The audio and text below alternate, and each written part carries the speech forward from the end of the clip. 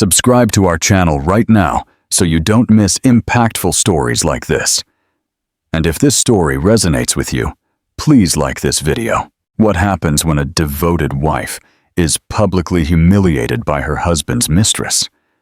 Do you think she crumbles in defeat? Think again. This isn't just a story of infidelity. It's a tale of calculated revenge and glorious transformation. You're about to witness how a woman, ridiculed for her simple attire, orchestrates a downfall so epic, so perfectly executed, it brings a millionaire to his knees. She doesn't just get even. She redefines the entire game. Stay tuned, because the moment a seemingly submissive wife arrives in haute couture and the cameras start flashing, everything changes. The Savoy Ballroom in London shimmered with the incandescent glow that only old money and new ambition could generate. It was the annual City Heart Gala, a pivotal event for the Spanish capital's philanthropic elite. Crystal chandeliers, heavy like frozen waterfalls, poured light onto tables laden with floral arrangements that cost more than most people's monthly rent. The air was thick with the scent of expensive perfumes, the clinking of champagne flutes, and the low, self-satisfied murmur of the city's most powerful figures. Eleanor Vance moved through it all, with the quiet grace she had perfected over 15 years of marriage to Marcus Thorne. At 45, she was still a woman of classic beauty, with serene almond-shaped eyes and honey-brown hair pulled back in a simple, elegant bun. That night, she wore a dark sapphire silk dress by a classic British designer. It was understated, tasteful, and at least 3 seasons old. In a sea of sequins, feathers, and daring necklines, Eleanor was a picture of timeless elegance, almost forgettable. She knew it, and most nights she was comfortable with it. Tonight, however, felt different. Her husband, Marcus, was a shark in a bespoke suit. He wasn't just in the room, he owned it. His real estate empire, Thorne Holdings, had its steel and glass tentacles wrapped around half the city's skyline. He was charismatic, with a booming laugh that commanded attention and a smile that could disarm his fiercest competitors. But for the past year, that smile had rarely been directed at Eleanor. She spotted him across the room, holding court near the silent auction displays, and by his side, practically fused to him, was Scarlett. Scarlett Hayes was everything Eleanor was not. She was 28, with a mane of fiery red hair cascading over her shoulders, and a body encased in a dazzling gold sequined gown that left little to the imagination. She was a social media influencer, a reality TV star, a woman whose entire career had been built on being seen. Her laugh was loud and guttural, a stark contrast to the polite titters of the other women. She was Marcus's mistress, a fact that was perhaps the worst-kept secret in their social circle. Eleanor's hand tightened on her small clutch bag. She had agreed to come tonight for appearances, a phrase that had become their marriage's unofficial motto. Marcus had insisted. "It's for the children's hospital, Elle. We have to show a united front," he had said, his voice smooth as polished marble, while his eyes were already distant, probably on his phone texting Scarlett. She took a bracing sip of her champagne and began the slow, familiar waltz of a society wife. Moving from one conversational circle to another, exchanging pleasantries with people she had known for years. "Eleanor, you look lovely," said Lady Caroline Finch, whose own gown was a riot of haute couture ruffles. "You too, Caroline," Eleanor replied, with a genuine smile. She actually liked Caroline, but her gaze kept being drawn back to Marcus and Scarlett. They were now standing with a group that included some of Marcus's most important investors, including the formidable Chinese magnate, Mr. Chen. Marcus gesticulated widely, telling a story, and Scarlett clung to his arm, gazing up at him with an expression of pure, unadulterated adoration. It was a performance, and a sickeningly good one. Eleanor felt a familiar pang, a dull, aching mix of humiliation and sadness. It wasn't the affair itself that wounded her most deeply anymore. The initial shock had long since faded into a kind of chronic ache. It was the brazenness. Marcus wasn't just having an affair, he was flaunting it.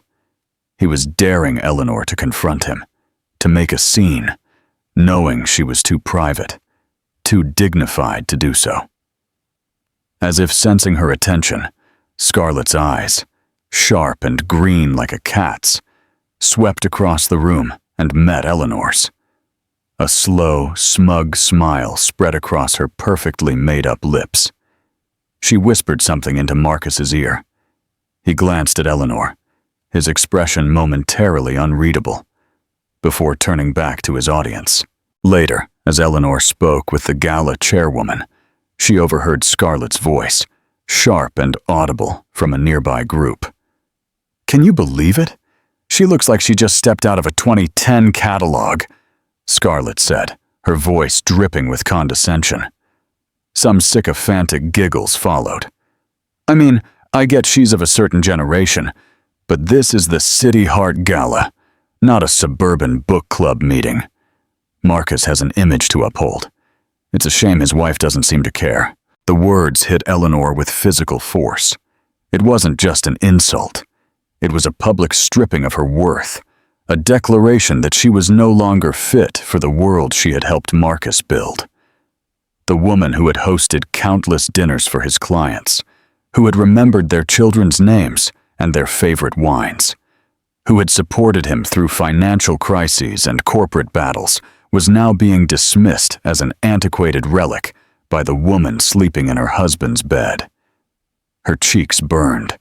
She wanted to turn around, walk over, and wipe the smug smile off Scarlett's face.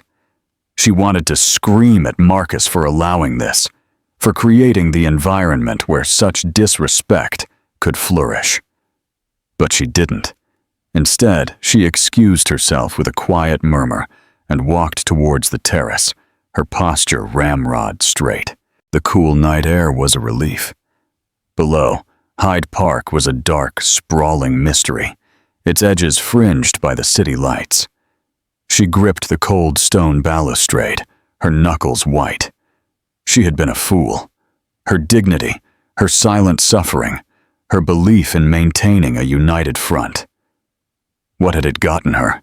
It had been interpreted not as strength, but as weakness, as permission. Marcus found her there 10 minutes later. "There you are," he said with a breezy tone, as if he hadn't stood by while his mistress mocked her. "Chen is about to leave. I want us to say goodbye, together." Eleanor turned to face him, her eyes cold. "I heard what she said, Marcus." He had the decency to look momentarily uncomfortable. He loosened his tie. "Scarlett can be a bit much. She's young. She doesn't understand the nuances of our world."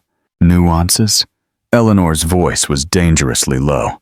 The nuance where you allow your mistress to publicly humiliate your wife while you're trying to close a deal? Is that in the handbook? "Oh, for God's sake, Eleanor, don't be so dramatic," he snapped. His patience, always thin with her lately, evaporating. It was a silly comment about a dress. A dress? Is that what this is about? If you want a new dress, go buy one. Buy 10. Buy the whole damn store. You know I don't care about money. That was it. That was the core of his contempt. He thought it was about a dress. He thought her pain, her humiliation, her entire identity could be placated with a shopping trip. He no longer saw her as a partner or even a person. She was just another one of his assets, one that had apparently depreciated over time. "You're right," she said, her voice suddenly quiet, clear, and utterly devoid of the emotion he expected. "It's a silly comment about a dress." Marcus stared at her, surprised by her sudden capitulation. He expected tears, recriminations, Another exhausting argument that would go nowhere. Her placid acceptance unnerved him. "Good," he said cautiously. "Then let's go bid Chen goodbye," as she walked back into the glittering ballroom beside him, presenting the perfect image of the supportive wife. Something inside Eleanor shifted. The pain didn't disappear, but it crystallized. It hardened into a subtle, singular, sharp purpose. Marcus was right. It wasn't about the dress. It was about everything the dress represented. And he and his arrogance had handed her the weapon she needed. He thought she was a relic of a bygone era.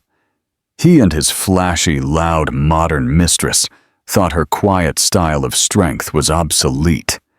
They were about to find out how wrong they were. As she smiled politely at Mr. Chen, she made a silent vow. She wouldn't leave Marcus. Not yet. That would be too easy, too predictable. No, she wouldn't be the tragic wife who faded into obscurity. She would become the woman Marcus couldn't afford to lose, and the woman Scarlett could never hope to be.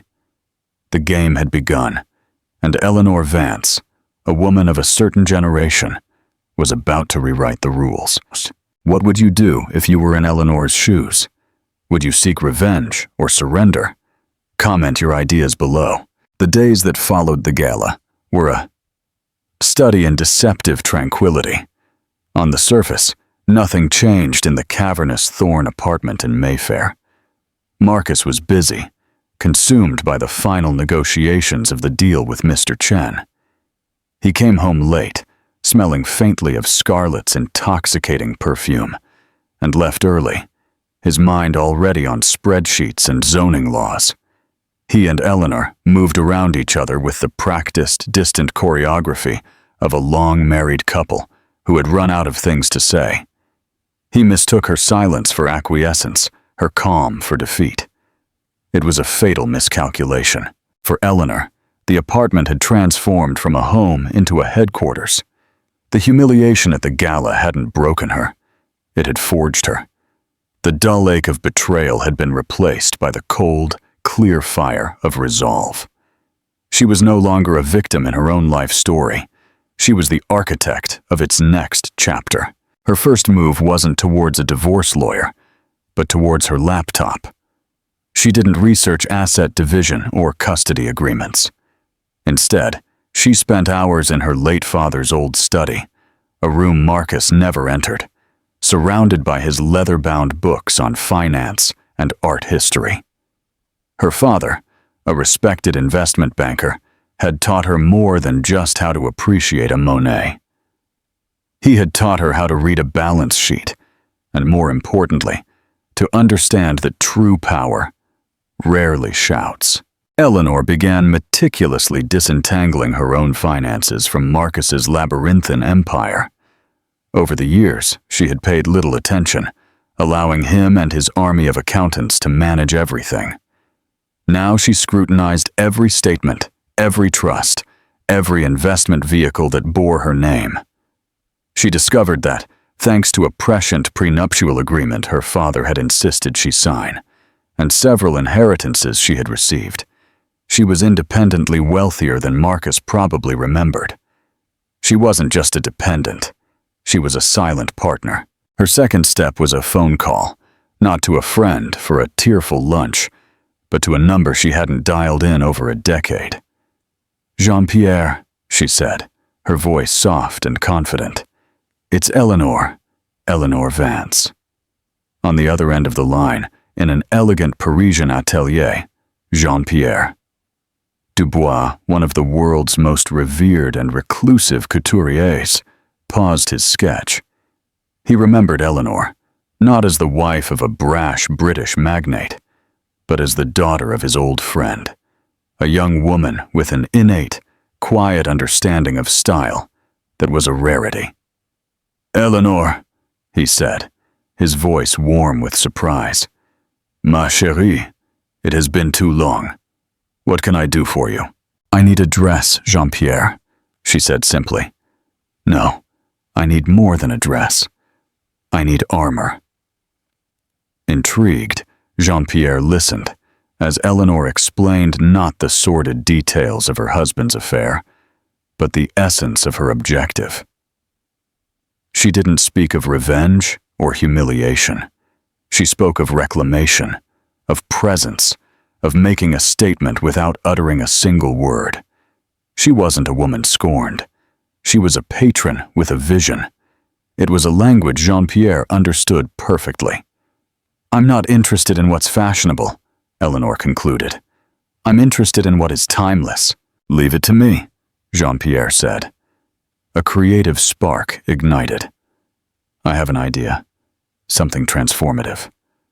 He told her he would fly to London for a private consultation the following week. The final piece of her initial strategy was the most crucial. Eleanor knew that a new dress, however spectacular, would be just a fleeting spectacle without the right narrative. She needed to control the story. For this, she turned to the best. She secured a meeting with Victoria Sterling, the head of Sterling Communications, a PR firm so exclusive and effective that in media circles, she was known as the Queen Maker. Victoria was a legend, sharp, impeccably dressed, and notoriously selective with her clientele. She didn't handle scandals. She built legacies. They met in a discreet tea room at the Hotel Santo Mauro. Victoria, with her severe black bob and piercing gaze, listened intently as Eleanor laid out her situation. Again, Eleanor was strategic. She painted a picture not of a marriage in crisis, but of a woman at a crossroads. "For 15 years, I have been Mrs. Marcus Thorne," Eleanor explained, her hands resting calmly in her lap. "I have supported his ambitions. I have raised our children and managed our social obligations. I have been a partner in building the Thorne name. Now, I feel it is time to cultivate my own identity, to step into the light on my own terms." She mentioned her desire to revive her family's dormant charitable foundation, focusing on art education for underprivileged children, a cause she was genuinely passionate about. She was leveraging her own history, her own name, the one she had before Thorne. Victoria watched her, a flicker of admiration in her eyes. Most women who came to her were in a panic, desperate to save a reputation. Eleanor was calm, poised, and thinking 3 moves ahead. She wasn't asking Victoria to clean up a mess. She was inviting her to build a monument. "And Marcus?" Victoria asked. Her voice neutral. "What is his role in this evolution?" "Marcus, as always, is focused on his businesses," Eleanor said, with a small, enigmatic smile. "He believes my world is very small. He has no idea of the scale of my plans. He thinks my greatest ambition is to redecorate the summer house in Cornwall." Victoria's lips curved into a rare, knowing smile. "Men like your husband often suffer from a lack of imagination when it comes to their wives," she observed. "They see the woman they married 20 years ago, not the woman she has become. So, you want to launch your foundation, and you want to do it in a way that is impossible to ignore." "Exactly," Eleanor confirmed. "The annual Modern Masters Gala at the National Gallery is in 6 weeks, Victoria said, her mind already working. "It's the most photographed event of the spring season. More press than the City Heart Gala, by a factor of 10. Everyone who is anyone in art, finance, and media will be there. That will be our stage." A plan began to form between them. A carefully orchestrated campaign of whispers and strategic leaks. They would plant stories in the right columns, not about the affair, but about the resurgence of Eleanor Vance. Stories about the rebirth of her family's philanthropic legacy, about her passion for art, about her quiet influence. They would build her up piece by piece, creating a narrative so compelling that by the time she walked that red carpet, she wouldn't just be Marcus Thorne's wife. She would be a power in her own right. When Eleanor returned to the apartment that afternoon, Marcus was home early for once. He was on the phone, pacing the living room. "No, Scarlett, you can't come," he was saying, his voice a low, frustrated growl. "The National Gallery Gala is different. It's A-list only. Corporate tables. My table is for investors." He paused, listening. "No, it's not about you. It's about business." Eleanor walked past him, a ghost in her own home. He barely glanced at her. He was too busy managing his mistress's expectations, completely oblivious to the quiet revolution brewing just a few feet away. He was fighting the wrong battle, guarding the wrong front. He was so focused on the loud, glittering distraction of Scarlett that he didn't notice the silent tectonic shift happening right beneath his feet.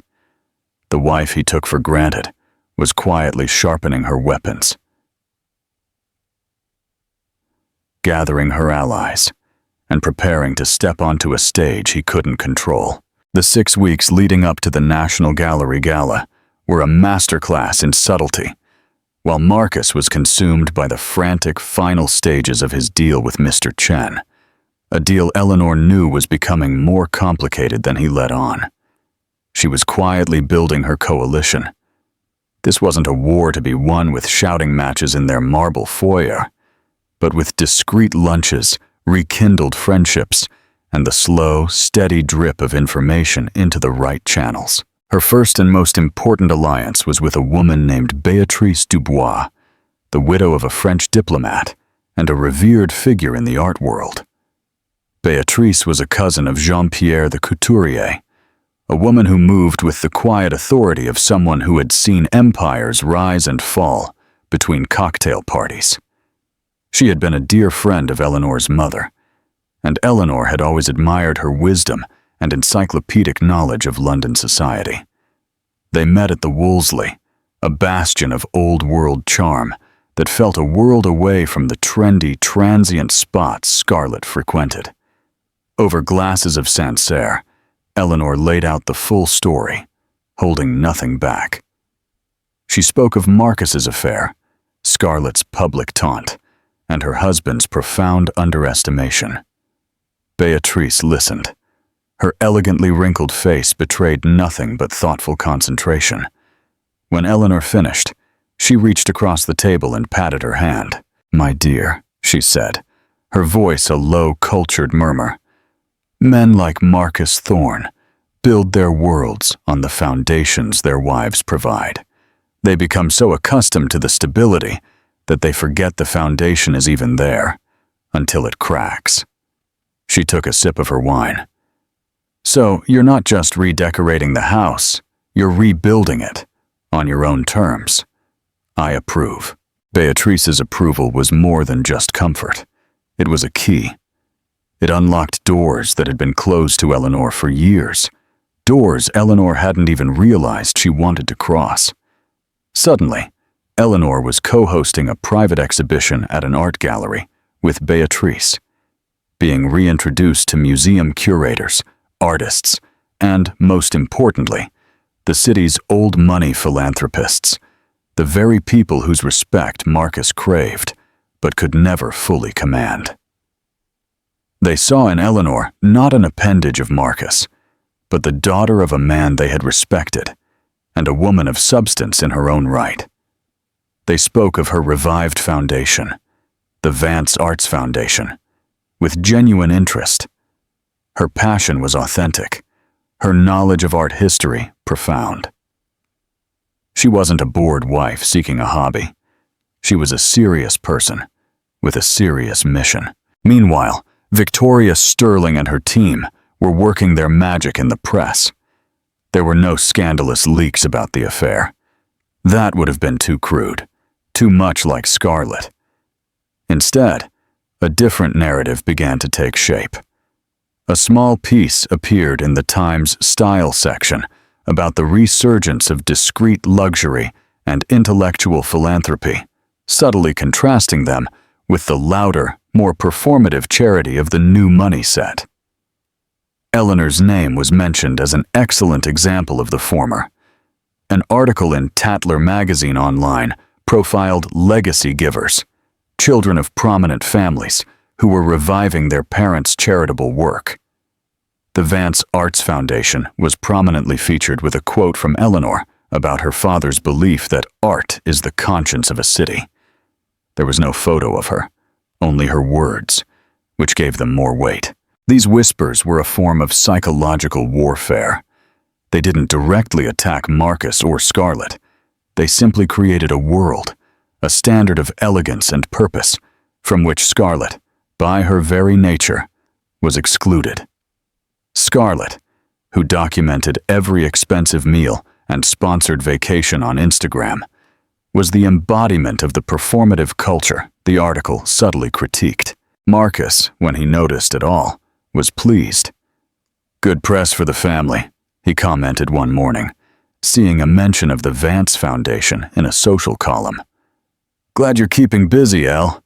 He was so blinded by his own ego that he saw her activities as a charming, harmless extension of his own brand building, like a tasteful new wing on his corporate headquarters. He didn't realize it was an entirely separate building with its own foundation and its own power source. Scarlett, however, was not so complacent. She saw the shift, and it infuriated her. Her world was built on attention, and suddenly a portion of that attention was being siphoned off to the boring wife. "What is all this I keep seeing about Eleanor's foundation?" she demanded of Marcus one night, in her sleek, minimalist loft in Salamanca, a loft paid for by an LLC connected to Thorne Holdings. "She's making it look like she's the next Duchess of Sussex. It's embarrassing. People are going to think you can't control your own wife." "It's nothing, darling," Marcus soothed, distracted by a dozen other business pressures. "It's a project to keep her happy.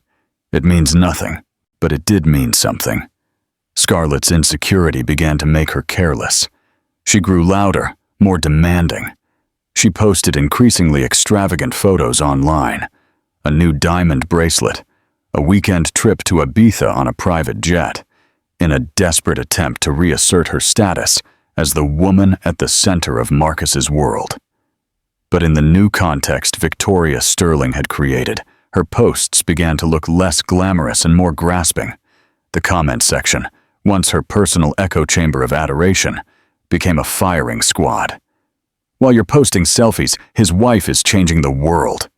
This is so tacky. Read the room. Class versus trash, and we all know which one you are." That carefree tag looks very concerned. The final nail in the coffin of her public image came not from a troll, but from her agent. The call came in the afternoon. "Scarlett," she said, her voice tight and devoid of its usual sweetness. "That luxury watch campaign we were closing. They're pulling the offer." "What? Why?" she shrieked, the champagne glass trembling in her hand.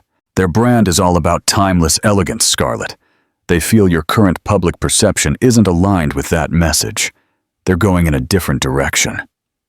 The line went dead, leaving Scarlett in a silent, gilded cage of her own making. Her brand, built on being the glittering center of attention, had been instantly and irrevocably devalued. She was no longer the scandalous, exciting other woman. She was just the tacky mistress of a man whose wife had just become a legend. For Marcus, the fallout was more immediate and far more severe. He walked into a follow-up lunch with Mr. Chen and his team, expecting to finalize logistics. Instead, he found Eleanor already seated at the table, deep in conversation with Mrs. Chen. Mr. Chen had specifically requested her presence. The atmosphere was palpably different. The conversation was not of concrete and steel, but of art and legacy. Mr. Chen turned to Eleanor. "My wife was just telling me about your foundation's focus on preserving traditional art forms among young people. It's a subject very dear to me." Eleanor responded with a scholarly point about the loss of artisanal skills in the digital age, her knowledge fluid and her passion genuine. Marcus could only sit there, a silent, useless observer, at his own meeting. He felt a cold dread trickle down his spine as he watched the scene. He had always presented himself as the lone wolf, the singular genius behind his empire. Now Chen and his other investors saw that his greatest asset was the one he had neglected and disrespected. They saw Eleanor not as a potential liability in a messy divorce, but as a stabilizing force, a woman of integrity. His own character, by extension, was now under review. His reckless affair was no longer a private matter.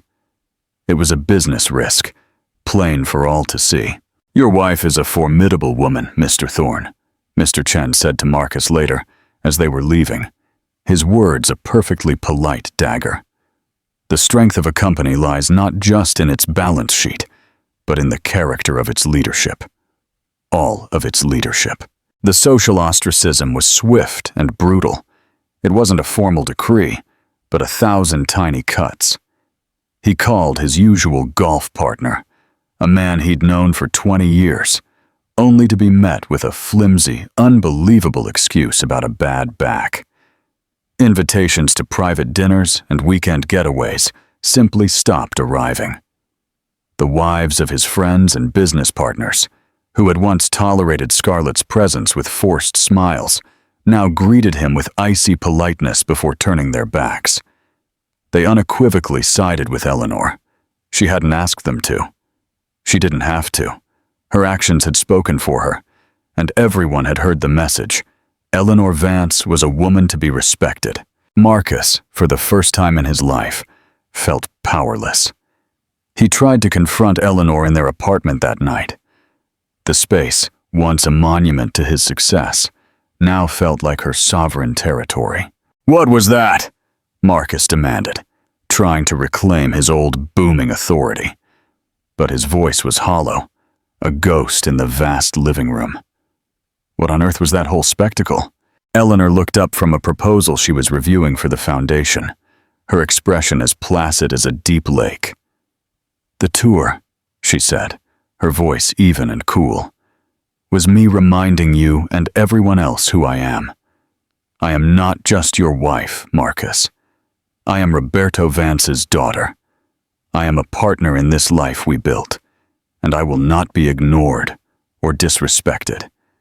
Not by you, and certainly not by your mistress. Not by—" "You went behind my back. You allied with my rival, Arthur Finch," he spat, his face blotchy. "I built a board for my foundation," she corrected him softly. The correction itself a display of power. "Arthur Finch, despite your history, understands the importance of civic duty. Lady Penelope Harrington is passionate about art education. Their presence lends credibility to a cause I believe in. It was never about you, Marcus. You just assumed the world revolves around you. That has always been your problem." He stared at her, finally seeing the depth of his folly. He had provoked a bear he believed was a kitten. He had mocked her clothes, her quietness, her dignity. He failed to understand that these were the very sources of her strength. He had thought power was loud, flashy, and gold-sequined. He had been wrong.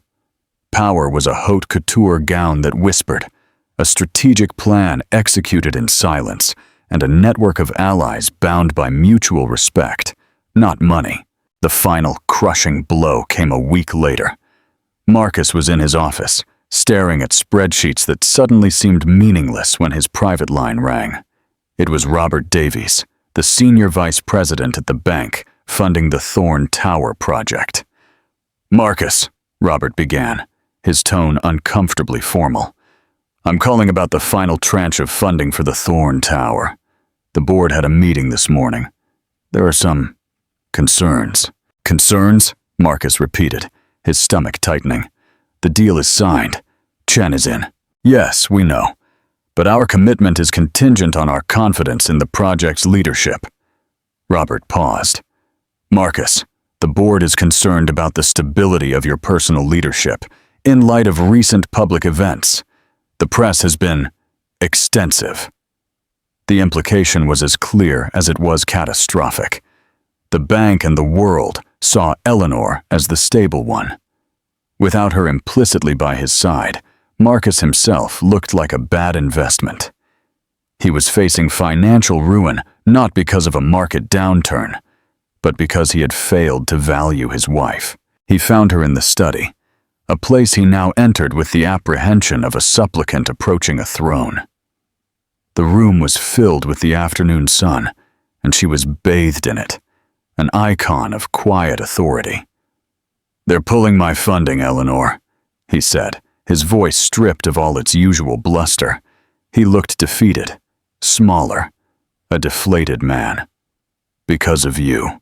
Eleanor set down her pen and folded her hands on the antique desk. "No, Marcus," she said, her voice not cruel, but firm as steel. "It's because of you. It's because of your choices, your arrogance, your profound lack of judgment, and your belief that the only person in this marriage who mattered was the one in the mirror." He sank into a chair opposite her, the leather sighing under his weight. "What do you want, Elle?" he whispered, using the old familiar diminutive. It sounded strange, undeserved. A divorce? Half of everything? Everything. Eleanor considered him for a long moment. She could ruin him completely. She had the power, the influence, and the justification to do so. But she had never been motivated by pure vengeance. Her goal had been reclamation, not destruction. "I want respect, Marcus," she said, her voice dropping to a whisper, forcing him to lean in. "And I want a new arrangement. Our marriage as we knew it is over. That is non-negotiable. From now on, we are business partners. You will run your company, and I will run my foundation. We will maintain a public facade of civility for the sake of our children and our remaining business interests." She paused, letting the weight of her words settle. "Your affair with Scarlett Hayes will end, immediately and permanently. You will provide a generous but final settlement, the terms of which my lawyer will draft. It will include an unbreakable non-disclosure agreement. She will disappear from our lives and the public eye. If I see a single cryptic social media post from her, that agreement is null and void. Is that clear?" He could only nod, his eyes wide. "We will live in this house as cohabitants, but not as a couple. We will attend important functions together, when necessary, as partners in the enterprise." Thorne Vance. "But our private lives will be completely separate. These are my terms. They are non-negotiable." Marcus stared at the woman before him, serene, powerful, and in complete control. And he knew he had no choice. He had lost. He had been so busy belittling his wife, so confident in her meekness, that he never saw her rise above him. He nodded slowly.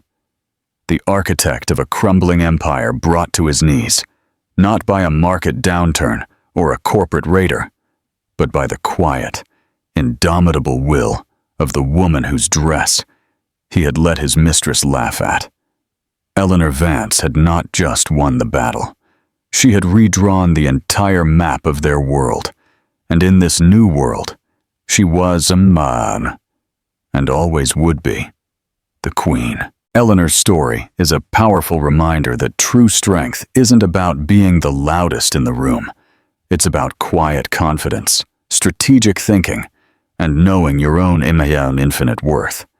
She transformed humiliation into empowerment and taught everyone who underestimated her a lesson they would never forget. What did you think of Eleanor's epic comeback?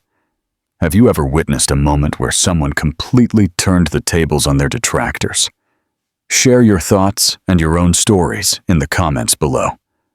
We read every single one.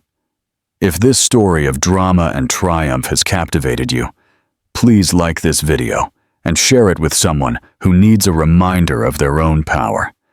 And don't forget to subscribe to the channel and hit the notification bell so you don't miss another incredible real-life drama.